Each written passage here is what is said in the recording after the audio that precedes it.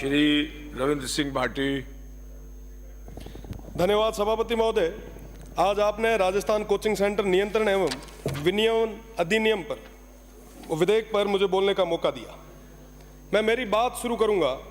सैकड़ों युद्ध लड़े थे उन्होंने, 80 घाव लगे थे तन पे, फिर भी व्यथा नहीं थी मन में। उन लाइनों से साहब, राजस्थान का इतिहास बहुत गौरवशाली है और बड़ा दुख होता है जब राजस्थान के इतिहास को, उस गौरवशाली इतिहास को देश की सबसे बड़ी पंचायत में चैलेंज किया जाता है और उसको लेके हम सब चुपचाप बैठे सुनते हैं। मुझे लगता है कि उन तमाम लोगों को मुंह तोड़ जवाब देने की जरूरत है। आज का जो बिल है वो बहुत जरूरी बिल है, कोचिंग का बिल है। कई सारे तमाम जो हमारे सदस्य हैं उन्होंने अपनी अपनी बात रखी, कई सारे सुझाव दिए। चर्चा शुरू हुई आत्महत्याओं को लेके कि हमारे जो युवा है, जो विद्यार्थी है, वो आत्महत्या क्यों कर रहे हैं। बिल कुछ और कह रहा है, सिचुएशन कुछ और है। आत्महत्या इसलिए हो रही है क्योंकि आज के समय में उन विद्यार्थियों पे, उन युवाओं पे, उन बच्चों पे जबरदस्ती वो तमाम चीजें थोप दी जा रही है। इसमें गलती किसकी? गलती है अभिभावकों की। साहब, माइतर है वही टाबरा ना संभाल है। आज के समय में जो हमारे बच्चे हैं, जो स्टूडेंट हैं, जो IIT जी की तैयारी कर रहे हैं, उनको इरोडोव, क्रोटोव जैसी थ्योरीज पढ़ाई जाती है। IIT अगर क्रैक करनी है, जी अगर क्रैक करना है तो आपको यह पढ़ना पड़ेगा। ये क्या है पता है साहब? ये नासा के वो टेक्निकल पॉइंट्स है। मुझे लगता है ये भारत के अलावा कहीं के भी विद्यार्थियों को नहीं पढ़ाए जाते। 12वीं का जो बच्चा है उसको आप इतनी बड़ी जिम्मेदारी दे रहे हो कि ये पढ़। भाई 99.9 परसेंटाइल नहीं हुई तो भैया सिलेक्शन नहीं होगा।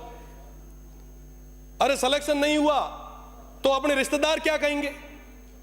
वो रिश्तेदारों को खुश करने के चक्कर में अपने बच्चों की बलि चढ़वा देते हैं।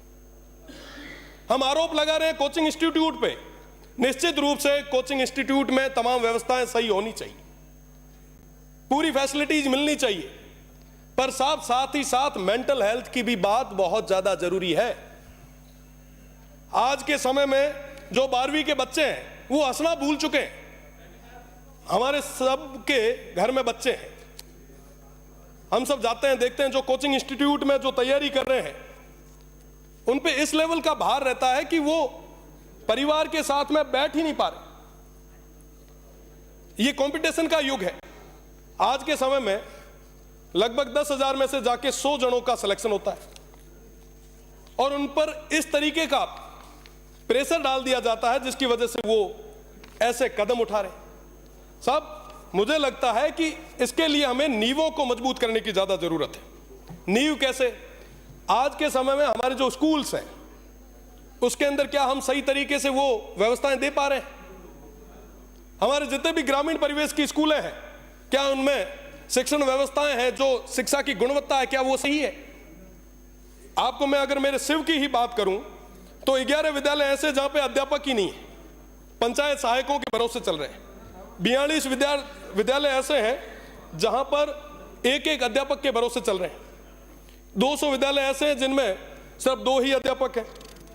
और फिर हम बात कर रहे हैं साहब कि बेहतर शिक्षा हमारे विद्यार्थियों को मिले।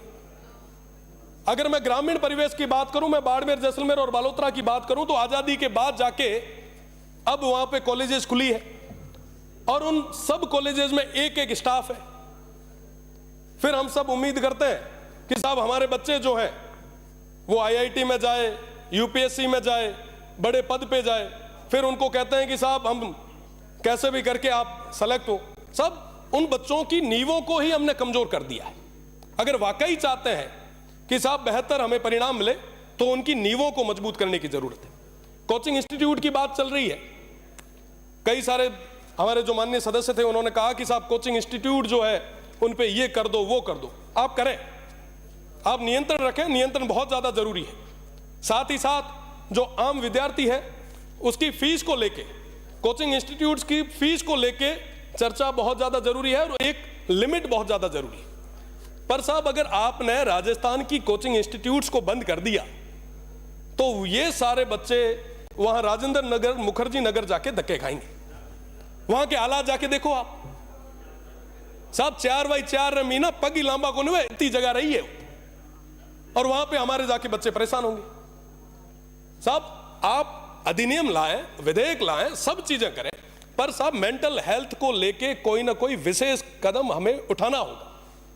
बच्चों को इस तरीके से प्रेशर जो ये कर रहे हैं, ये प्रेशर कहीं ना कहीं कम होने की ज्यादा जरूरत है। और सबसे बड़ी चीज तो मैं हाथ जोड़े थोरो करूंगा तमाम रिश्तेदाराना, जो कहीं ना कहीं बच्चे पे एक तरीके से प्रेशर होता है कि साहब रिश्तेदार क्या कहेंगे, वो क्या कहेगा। तो निश्चित रूप से काउंसलिंग की बहुत ज्यादा जरूरत है। साथ ही साथ हमारे यहाँ के कंपटीशन की बात करें, लगभग 50 लाख बच्चे हर साल तैयारी करते हैं, 1 लाख से 1.5 लाख के आसपास की नौकरियां आती है। बाकी सारे विद्यार्थी जो है वो कहीं ना कहीं डिप्रेस्ड होते हैं। अगर मैं मेरी ही बात करूं, मैं साइंस में 12th करके आया, बायो में 78% थे, डॉक्टर साहब वगैरह सब विराजे हैं। मुझे भी किसी ने सलाह दी, परिवार को भी कहा कि साहब डॉक्टरी करवा दो।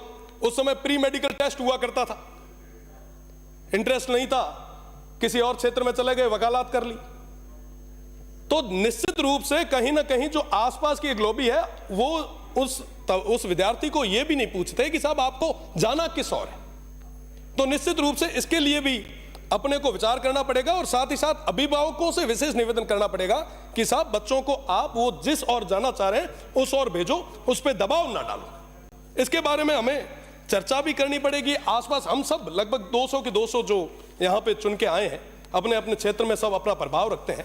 निश्चित रूप से अगर वो क्षेत्र में जाके इस तरीके से कहेंगे तो उसका एक अलग ही इफेक्ट भी आएगा, हमें परिणाम भी मिलेगा। आज के समय में जो कोचिंग इंस्टीट्यूट्स में या कंपटीशन एग्जाम में जो तैयारी कर रहे हैं, उनमें हर 10वां बच्चा डिप्रेशन का शिकार है। उस डिप्रेशन को कम करने के लिए हमें कई सारी चीजों पे काम करने की जरूरत है। साथ ही साथ ये जो बिल आया है, विधेयक जो आया है, निश्चित रूप से हम अधिकारियों को बहुत ज्यादा ताकतें दे रहे हैं। अगर इस तरीके से लाल फीताशाही हावी हो गई, सब आप कह रहे हैं कि कोचिंग इंस्टीट्यूट्स के ऊपर सर्वे भी ये करेंगे, निरीक्षण भी ये करेंगे, उस कमेटी के जो अध्यक्ष होंगे वो भी कलेक्टर होंगे। मेरे से पहले नसीराबाद से आने वाले माननीय सदस्य ने कहा कि साहब कलेक्टर लगभग 30 से 40 कमेटियों के अध्यक्ष होते हैं, वो किस किस चीजों का ध्यान रखेंगे। तो निश्चित रूप से ये बहुत बड़ी चीज है और इन तमाम चीजों के बारे में हमें सोचना होगा। आज के समय में ये जो स्थितियां परिस्थितियां बन रही है, हम सभी के लिए बहुत ही चिंता का विषय है। इस तरीके से अगर हम युवाओं पे दबाव बनाते गए तो आने वाले समय में मुझे लगता है कि हम हमारी क्वालिटी को पूरे तरीके से खत्म कर देंगे। हमारे यहाँ पे IIT जी पे और तमाम कंपटीशन एग्जाम में जिस तरीके के सिलेबस है, मुझे नहीं लगता कि पूरे वर्ल्ड में ग्लोबली कहीं ऐसे सिलेबस होंगे। कहीं सिलेबस नहीं है ऐसे। आप बड़ी से बड़ी यूके देख लें, US देख लें, आप जर्मनी देख लें, न्यूजीलैंड देख लें, कहीं पे भी जाए, इस तरीके का जो मानसिक तनाव और इस तरीके के जो कोर्सेज हैं वो कहीं नहीं। आज के समय में अगर बात करें हम कोचिंग इंस्टीट्यूट्स की, तो अभी चर्चा चल ही रही थी, उसी का विधेयक है। तो मैं अगर कोचिंग इंस्टीट्यूट की बात करूं तो वो एक विकल्प है। जब उसकी नींव मजबूत नहीं होती तो उसको जबरदस्ती उस विद्यार्थी को अपने लिए आगे वाले भविष्य के लिए कंपटीशन एग्जाम के लिए जाना पड़ता है।